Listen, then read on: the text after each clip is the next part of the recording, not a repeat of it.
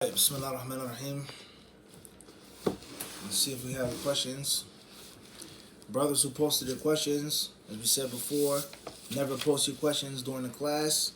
Please post your questions during the Q&A.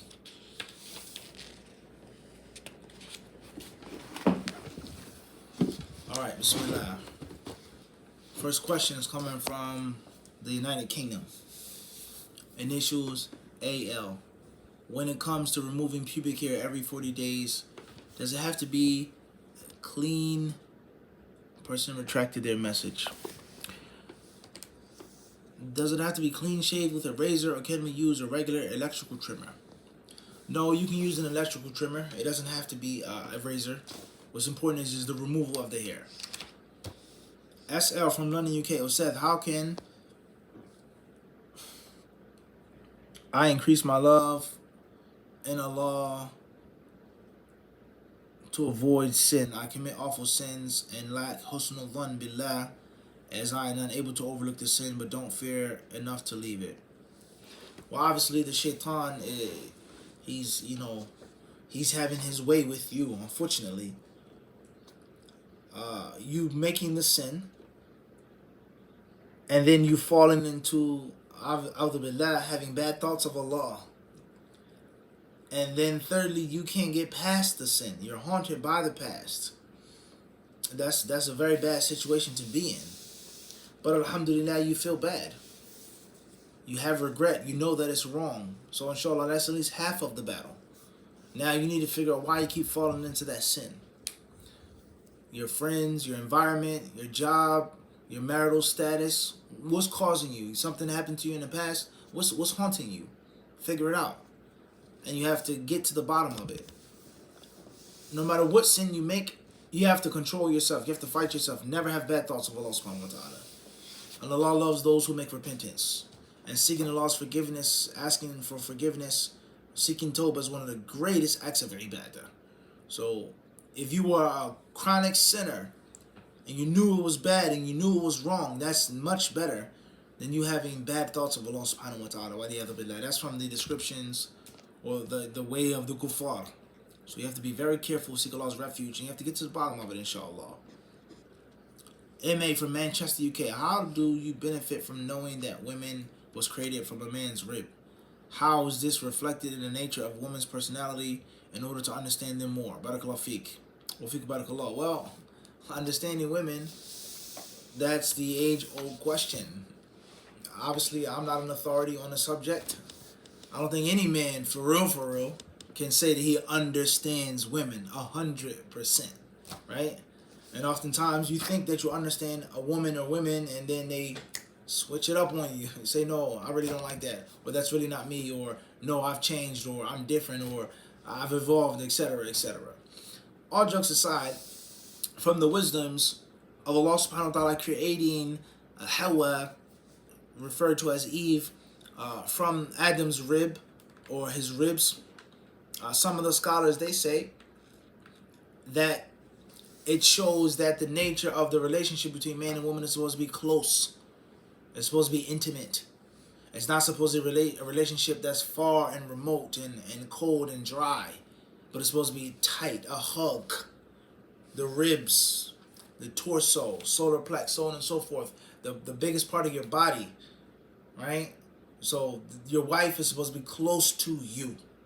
It's supposed to be close to you, and it's supposed to be an intimate relationship, okay? And your wife is supposed to protect you. You're supposed to protect her, okay? You're supposed to work together, okay? The ribs and the vital organs in the ribs. The rib cage protecting those vital organs, the breastplate, the armor, right? And obviously the bones are nothing without the heart and without the lungs, so on and so forth, all right? So they're supposed to work. You're supposed to work together. It's supposed to be a tight, intimate relationship. And some scholars say one of the best things to do with regards to a man and his wife is to give her a hug. And that a wife will always need a hug from her husband. A woman will always need a hug from a man because she was created from that area. Wallahu ta'ala alam.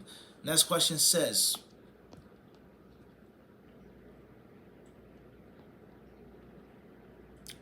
AM from Schenectady, New York. Can women visit the slaughterhouse? There's nothing wrong with a woman slaughtering.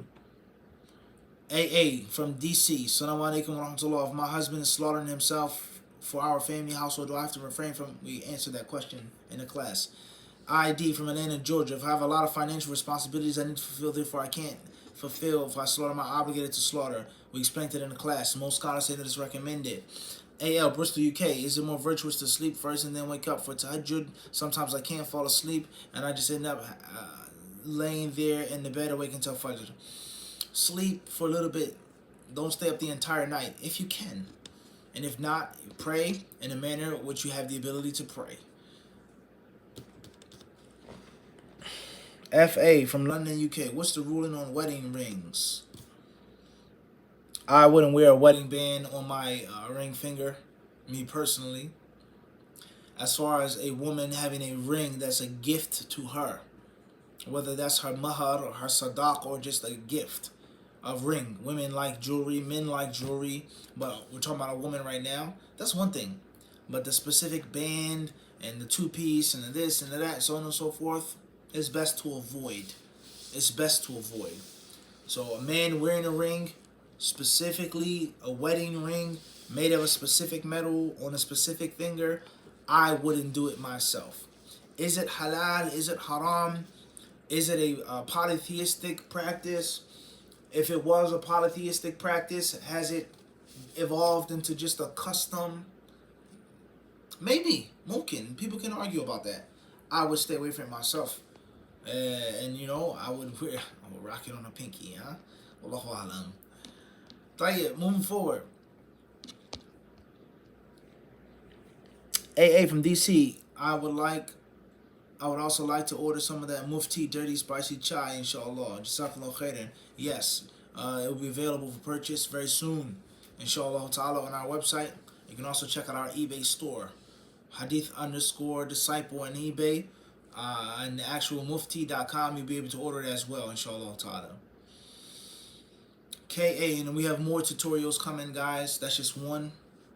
We have several different tea, spicy chai tutorials. Forget other types of tea, but just that's only one video. There's much more to say and to show you with regards to spicy chai or dirty chai, how to make it, how to store it, how to prepare it, what to eat with it, what type of cups, so on and so forth. That's a lot. That's just one section.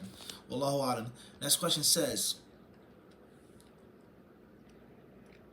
KA from Manchester, UK. For worker gives me something for free, and I don't know if he has the authority to do that or not, and I accept it. Am I stealing? Should I go back and you take it, inshallah ta'ala? In most cases, it's something which is acceptable. The boss or the supervisor knows about it. It's not something that's a lot of money, a big harm to the company. You're a customer, you know, like some bread in a restaurant, something. They say, I gave you extra biscuits. I gave you a free, slice of cake. Yeah, and it's either. That's the custom of the people. And you to go tell the boss or give it back, you may cause trouble. The person gets offended. Wallahu alam. RB from Philly, PA. Can 7 people go in on a sheep or lamb as well? No. We explained it in the class. It's only for the big animals, the high rollers. All right? A sheep is only individual. Wallahu alam. K from Manchester, UK. Is the verse men are qawamun over the women due to what we have given one group over the other, referring to men over women, or that they both have things over the other? Ar-rijalu qawamuna ala nisa. Men are the qawamun over women. That's what the Quran says, bro. That's clear as day. TA, Houston, Texas. If a woman stipulates in the nikah contract that her husband is not allowed another wife, does the man have to comply? Does a man even need permission from his first wife to a second? Scholars of Islam, they differ on that issue. Is that a valid stipulation or not? Me personally, I'm of the opinion that that stipulation is to be avoided. Even if it is a valid stipulation, it should be avoided. Let alone the fact that those scholars who say that stipulation is batil, is fake, false, phony, fugazi, that you cannot stipulate a condition of such. I'm stipulating right now that for the rest of your life, you're never ever going to get married again, and you're only going to be married to me. So many scholars, they say that that's batil, that's false. You can't even do that.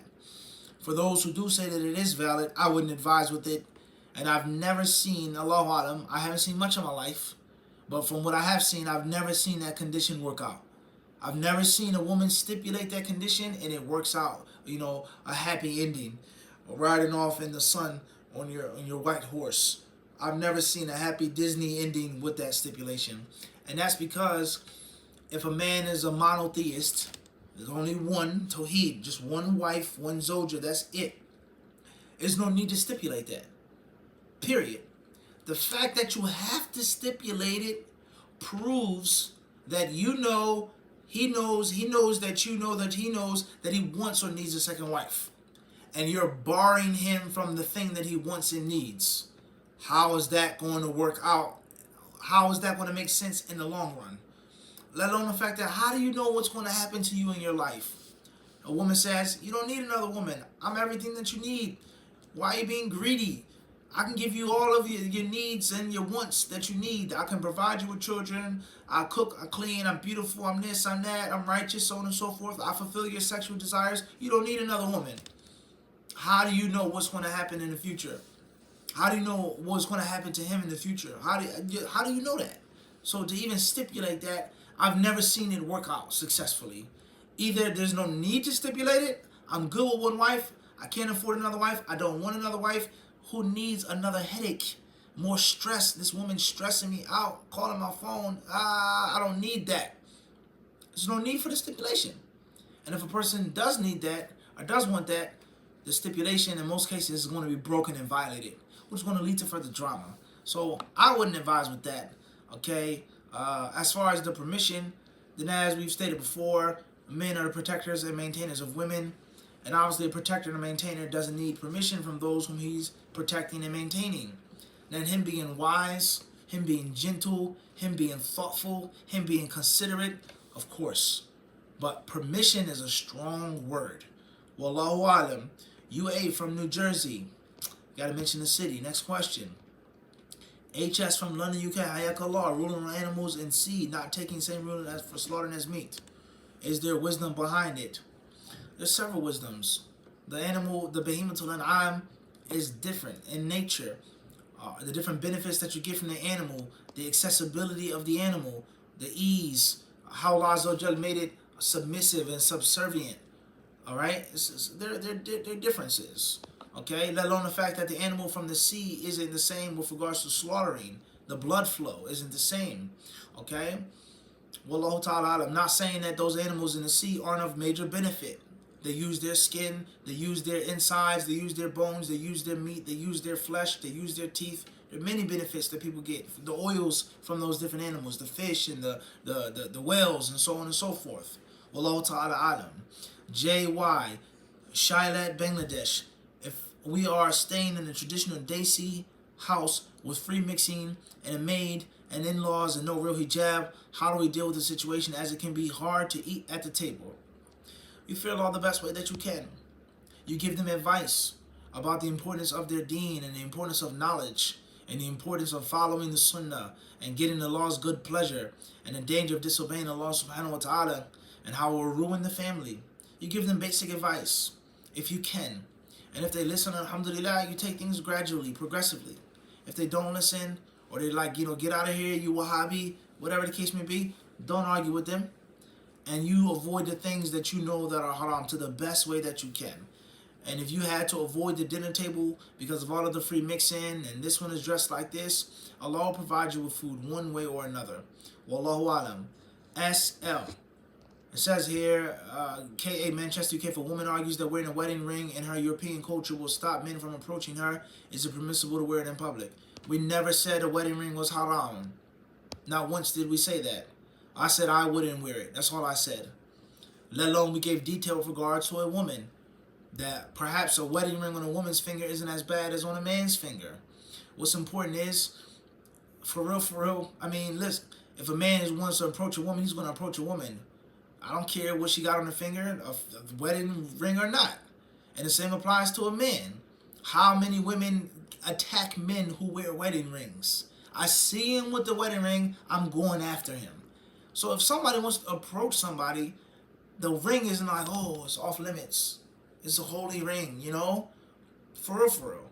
Some people may have some respect for it. Stop. That's a married man. That's not okay. She's a married woman. But if somebody wants to stare or say something or hit on her, or as we say, cracking on her, whatever the case may be, they're gonna do it with or without the ring, even if it's a flirtatious gesture. Wallahu ta'ala alam. And Allah knows best. And obviously the hijab should be the best protection. And whether a woman's single or not, just by the way that she's dressed, is going to deter most men. She's not some, lady walking down the street half naked. Just an honorable woman. Okay? Wallahu alam. Question says, SL from London, UK, how can we maintain a level of consistency in doing ibadah? Taking things slowly, progressively, knowing your limits, pushing yourself without hurting or harming yourself. UA from Newark, can you give some practical advice one can take in disciplining one's nafs without going to extremism? And can you please recommend a book that touches on this in details? Jazakallah khairan. As far as a book, then I say go with the classic, Purification of the Soul, from the works of Ibn Taymiyyah, Ibn Rajab, Ibn Qayyim, and Al-Ghazali. That's an old school classic in English. Alright? And any other book from Ibn Qayyim and Ibn Rajab. That's a fact. Okay? As far as some practical advice on disciplining yourself, then punishment and reward. Punishment and reward. Okay? When you break your agreement that you made with yourself, I'm not going to do this, or I'm going to stay away from this, or I'm going to discipline myself, I'm going to stay away from this, I'm not going to eat this much, I'm not going to do this, blah, blah, blah, blah, blah. You have to give yourself punishments and rewards. You have to give yourself something that you have to make up for. So an example of this, as a simple example, is the concept of an army. You break the rules, you say, drop and give me 50. You got to do the push-ups. Obviously, doing the push-ups, you feel the burn, it hurts.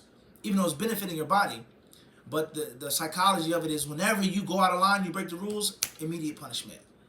And the concept of whenever I follow the rules, you get promoted. So you treat yourself out to something. I worked hard with this, I'm going to buy myself that. I sacrificed, I did this all day, I'm going to reward myself with something lawful I'm going to purchase for myself, so on and so forth.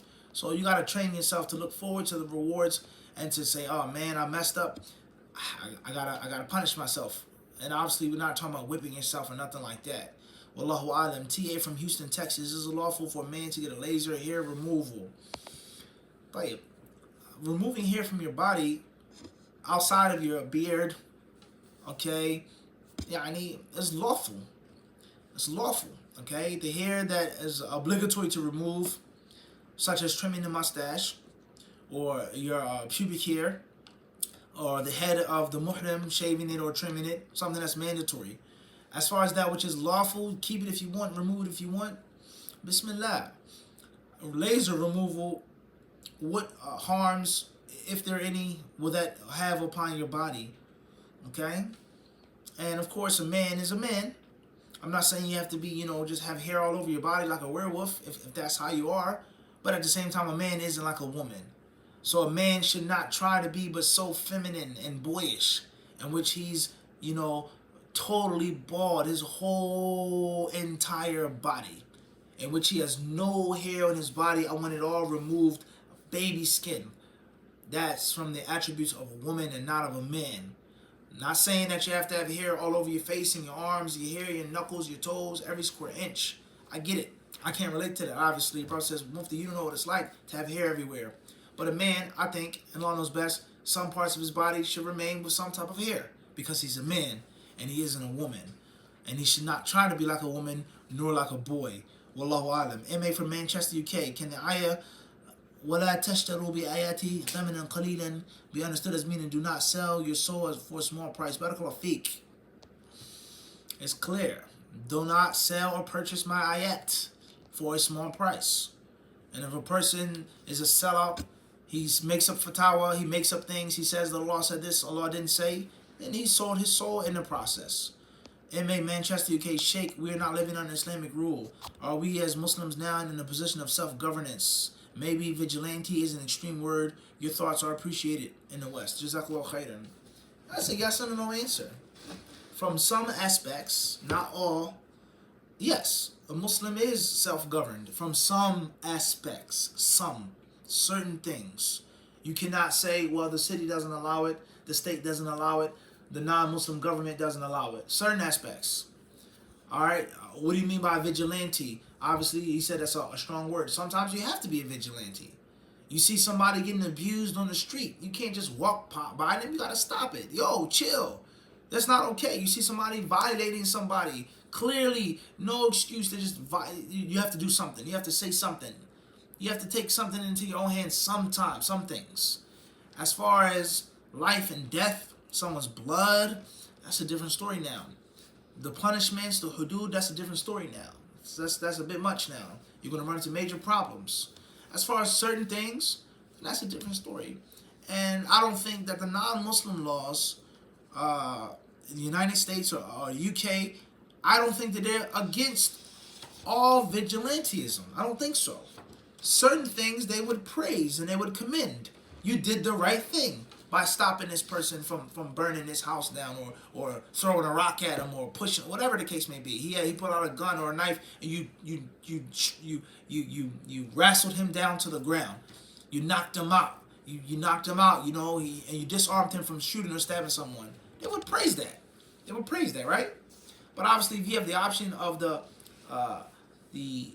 authorities handling something and you yourself handling something, that's a different story. So I think there needs to be details. Wallahu ta'ala alam. We will stop here. Alhamdulillah Rabbil Alameen.